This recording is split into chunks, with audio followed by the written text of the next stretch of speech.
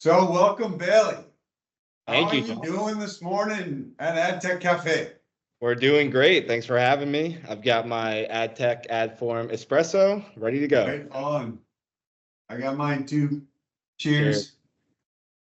Thank you for joining me. I really appreciate it. I've been so impressed with our conversations in the past, but that's me being selfish. Why don't you tell our listeners a little bit about yourself, your past, your present, your future? You're currently VP Acquisitions at Citi. Tell us about yourself. Yeah, absolutely. So I went to the University of Miami and I started my career at a small consulting boutique focusing on acquisition marketing and performance marketing. So visualization, marketing automation, and media buying. I then moved to New York and worked at Publicis Group, focusing on data architecture and audience strategy. And that's where I moved into my current role at Citibank, where I am a vice president of digital acquisitions and I focus on audience strategy and measurement for everything acquisition growth in US personal bank, wealth management, and lean very heavily towards the media and data side. And then next week, I start a role at LiveRamp where I will be focusing on strategic accounts, specifically around retail and retail media networks. So really excited to continue my growth and my career at LiveRamp. Amazing. Congratulations. It's super Thank you. exciting. Thank Let's you. talk about a little bit about the audience business. You read the trades and we talk about all sorts of things from cookie deprecation to fragmentation to what's going on in identity bridging. Why don't we take a step back and give us what you see as this spectrum of change that's going on in audience targeting out there? Yeah, absolutely. I think if I had to say the biggest change and obstacle in audience targeting is the just fragmentation among the different partners and vendors and channels that we work with, right? There's cookie-based targeting, behavioral, contextual, everything from first party, second party, how are we leveraging our partnerships, third party, and just piecing it all together and figuring out where can I reach the consumer that's in market and really just exercising and utilizing your first party data, right? So it's a complex world and it's very fragmented. And I think we all need to take a step back, look at the bigger picture, isolate your target audience, and then really use the data and the partners that you trust to target and reach those consumers. So once we get a onboarding targeting audience partner on board, Yeah. are we able to activate that at the scale that we need to out in the market, whether on the open internet or in the walled gardens or across? Where do you balance that effort? Yeah, I think it really depends. It's a strategy that you need to pursue in terms of which partners are you going to experience the most reach, and then transparency when you're ingesting, right, and measuring against it. I think walled gardens have great third-party data, but it's exactly a walled garden. You don't necessarily know the exact consumer you're targeting, though you may know this bucket produces results on the back end. I think the open internet is really important to say, okay, these are the consumers I know within my ecosystem as an advertiser or a brand, and I'm going to target them on the open internet because there's transparency. I know exactly who I'm reaching. I can tie it back in a closed loop fashion. I can look at ROI and sales on that specific segment or pocket of consumers. So I think it's a dual strategy. I think the industry is a little harsh actually on the walled gardens. And I think the walled gardens play a really important role in terms of their third-party data is great data. We know Google and Meta and TikTok and Snaps of the world, they know their consumers on their platform. They have loads of data that we want to exercise and use, right? But then there's this whole other spectrum of, well, what about our data? What about the consumers that we know and the customers that we want to target? And that's where you go to the open internet and say, okay, these partners are more transparent. I'm going to activate cookies or mobile ad IDs or ramp IDs or UID 2.0, whatever it is on these publishers and partners. Yep, yep. And so that then requires different measurement tools or technologies or theories or models, however you want to apply that. Yeah. So walk us through how somebody could deploy these two tactics and what kind of kit do they need behind the scenes to help activate? Yeah, so measurement is extremely interesting at this point in time within marketing and advertising. And I think there are essentially three shops, the way I look at measurement, right?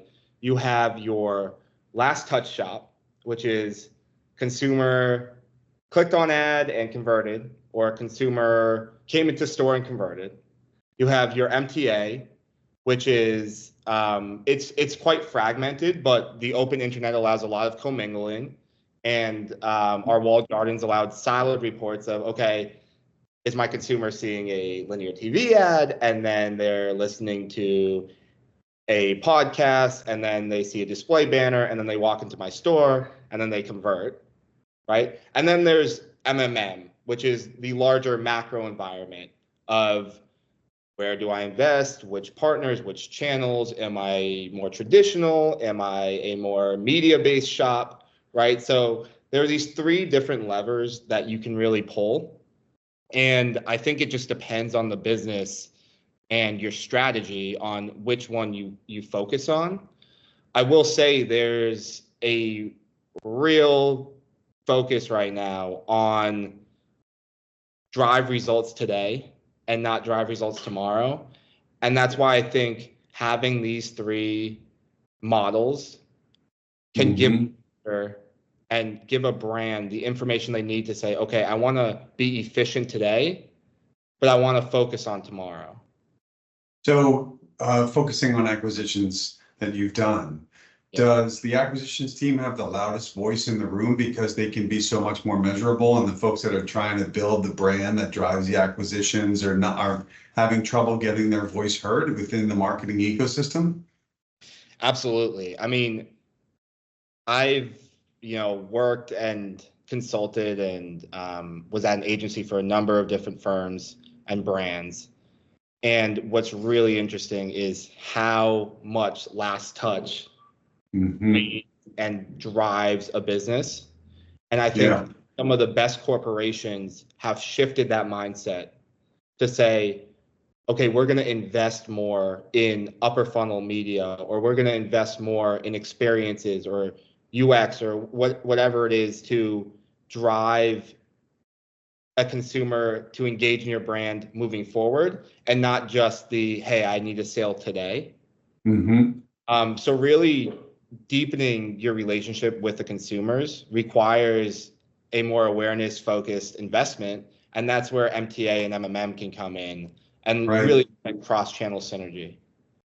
So how do you scale the creative side of the business if you have various different media properties that have their strengths and weaknesses, and then you have brand building and acquisition result? How do you then weave in? Is the conversation with the creative folks happening at that level where they can activate their creative models against all the audience opportunities?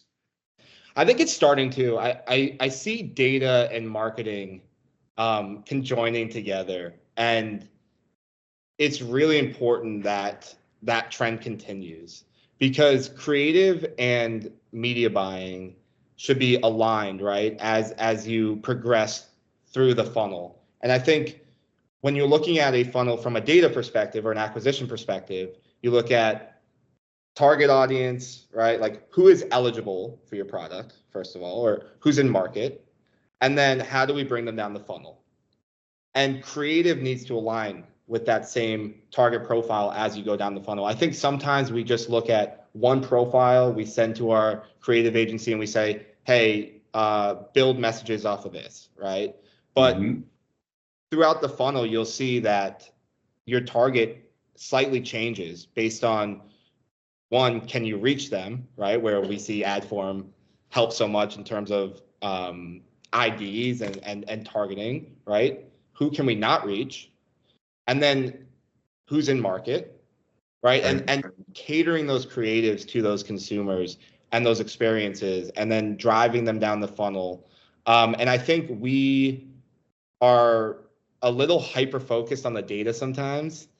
Mhm. And we actually need to shift that and trust our creatives and trust our marketers in driving the right messages, because ultimately data is in the background, but creative wins the heart of a consumer. So Yeah, I it's think in the about foreground. I love that. exactly. Yeah. So why do we keep hearing about two key words in such scale recently that both start with the letter I? You have interoperability and then you have incrementality. It just seems that everywhere I'm looking, I think there was just recently there was a programmatic IO conference out in Vegas, and during that, the whole theme was about how are we going to get this incrementality out there for advertisers? Are we thinking about the audience fragmentation? Are we thinking about the media fragmentation when we have walled gardens that can scale? What's going on in those two words? Yeah, I think a little bit of both. I think the challenge with, well, I'll start with interoperability, right? Yeah, Um, I think the challenge is you have two strategies right now, and they're isolated. You have your walled garden departments that are driving business outcomes, and mm, you have your open internet, right? And historically, these two haven't played well together. Um, from a walled garden perspective, like I had mentioned earlier, it's beneficial, right, to target with them and to utilize them. yeah, Consumer privacy is at the absolute forefront, and right, walled gardens are under extreme scrutiny, along with the open internet, but specifically walled gardens. sure, And I sure, think when you are buying media, or when you are planning, you need to start to think about, okay, how do I look at synergies between my walled gardens and open internet, and whether or not that is a right the MTA type outlook or an hmm, type outlook, right? yeah, Starting to look at a more macro environment. There are solutions to somewhat commingle data, right? Whether that's Data Hub or Amazon's clean room, or a number of different clean room solution, right? And you can start to really dive into the data. But ultimately, I think we need to open it up a little bit and say, okay, if my investment is here, how are my sales and ROI? If my investment here, where's my ROI there? Um, so that's kind of my thought process on interoperability. hmm, When we think about incrementality, um, that is very interesting, and I think that's very difficult.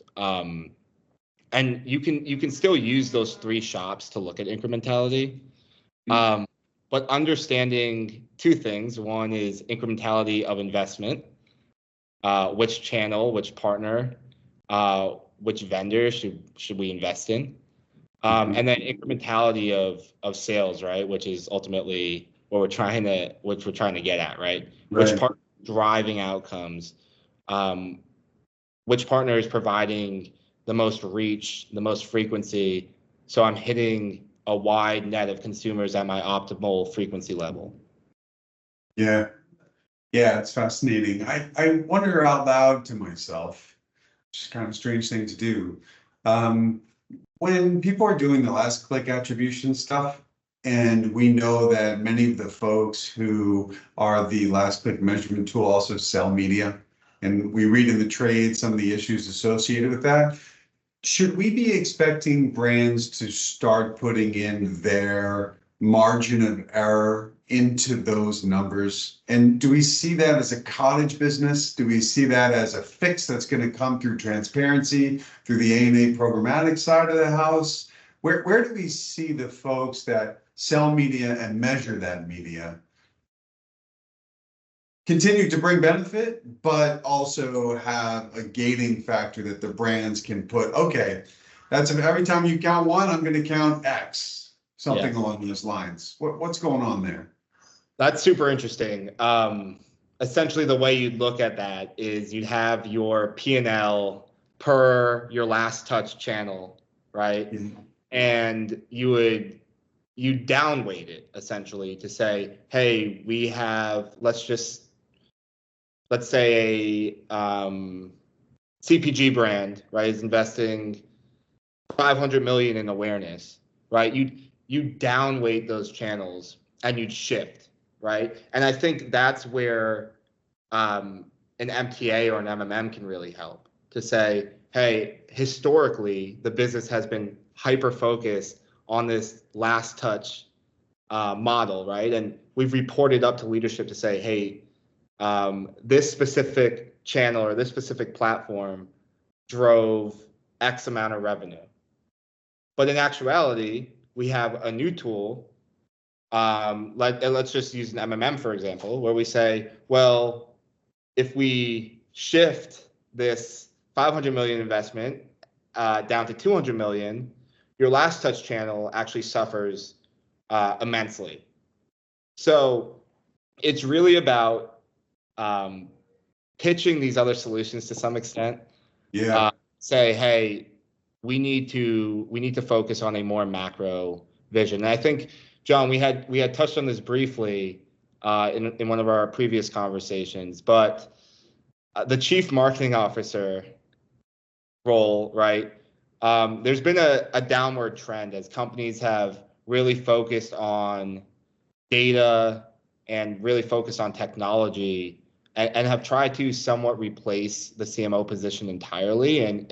And not to say that it hasn't transformed, but there needs to be an advocate for the brand at the board level or at the leadership level of saying, hey, we know that we have to drive results for our shareholders today, but we still have to in a year. And we need to look at both acquisitions and brand. Yeah. Yeah. It's really interesting to bring in the leadership relevance to how a company goes to market with their marketing activities, right? Having folks on the board or executive steering committee that come from a marketing background. And not only that, but we're seeing a change in, well, what are the traditional metrics that we've used for the past 60 years, 80 years? How are they going to transition into all these digital metrics, with business outcomes being the connective tissue between the two? And if you can't have that level of dialogue at the C-suite, it's a fight at the bottom, to your point. And you're going to just point to an MTA model or MMM or last click or whatever you have you and say, how are we doing today? So it's a really good point that you bring up. And there's a lot of good conversations underway about how to change that game. And I think this really comes back to how people run their business, right? They can choose to who they want to hire. It's how important it is. So we covered a lot of ground here, Bailey. If you could snap your fingers and change something in the marketplace that would make it easier, and it doesn't have to be actually feasible, but what would it be? Oh, it'd be transparency from walled gardens in a heartbeat, right? If we could connect everything, my job would be a hell of a lot easier. And I'm sure too. Yeah, what would happen to marketing budgets? Would they increase or decrease? That's a good question. I think it depends on where you're leveraging and where you're investing right now. I think in totality, you could decrease your total investment, but you'd increase in certain places, if that makes sense. Yeah. I would be the frequency levels at which we reach our consumers across channels is insane, and the amount of ads in the ecosystem, whether it's display, audio, CTV, out of home, right? I was just on the subway the other day. There's new out of home ads, right? That I look up at, and then when I scroll my phone on New York Times, I see an ad, right? We're reaching our consumers a lot, but not necessarily in the places where they want to see our ads.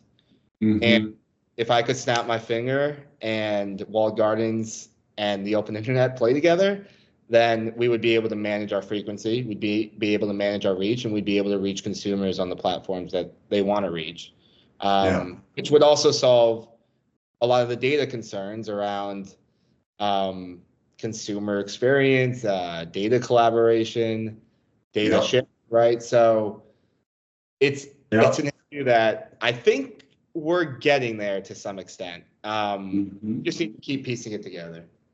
Yeah, that's really it. I love that answer. So, why don't you give us the 1-2 on, what's going on in retail media? What's the high level perception about this growth category and what it's doing to the business and how shopper marketing and media is coming together? Like what's going on there? What's exciting for you there?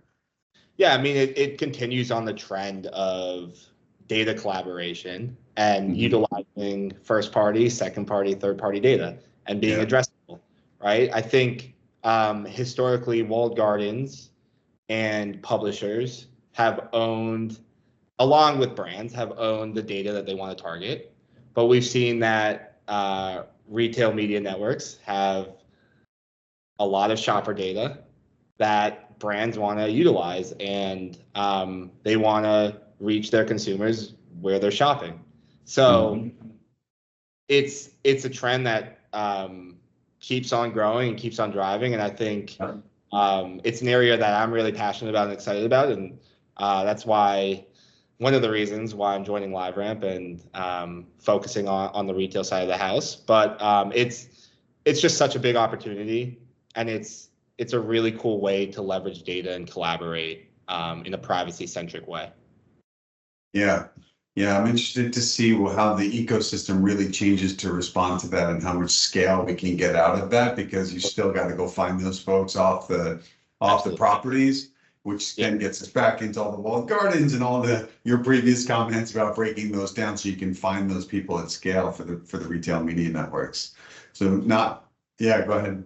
Yeah, no, totally. And I think walled gardens are very much industry specific, and I think everything from FinServe, right, where you have your Credit Karmas or your Nerd Wallets, to real estate, where you have your Zillows, right, or your Apartments.com, and you have these affiliate partners in walled gardens that are very privacy first, and they're beneficial. But it's a strategy that needs to be opened up a little bit to say, okay, we need more transparency. And as a brand, we're going to advertise on the platforms that give us that. Yeah. Yeah.